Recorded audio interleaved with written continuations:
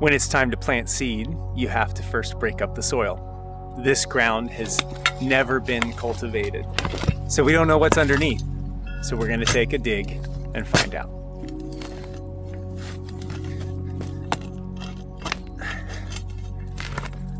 There we go. Yeah, all right, so we've gone just a few feet and we came up with some fun things.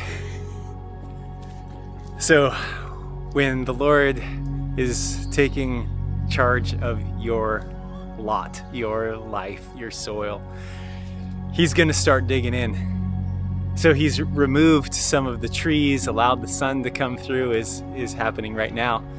And as He starts to dig in, He loves you enough to not leave the soil just as it is, barren and allowed to do whatever it wants, because He's got a purpose. He wants a full harvest, a crop that is good, like we read, 30, 60, 100 times what was sown.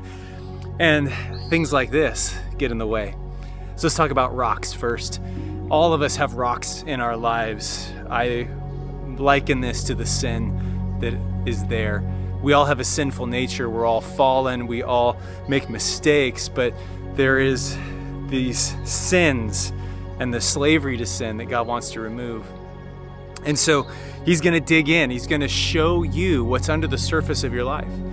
When you first come to faith in Jesus, sometimes things just go really, really well for a while, but eventually we start to get under the surface, and some of the yuck, the ugly of our lives comes to the surface.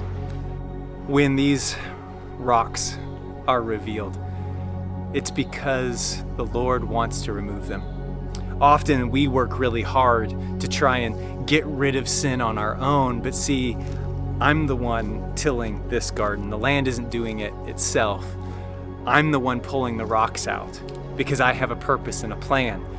And so when we submit to God, we are allowing Him to dig up what's inside us and remove these stones and make room for new life.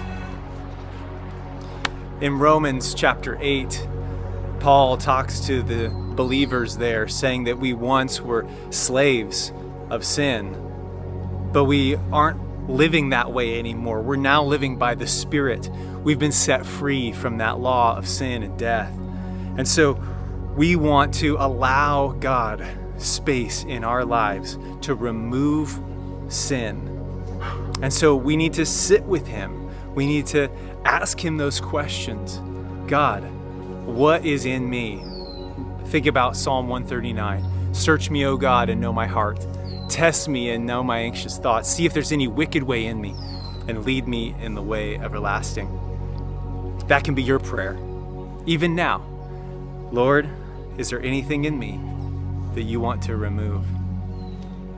And I know that God is faithful to show us those things.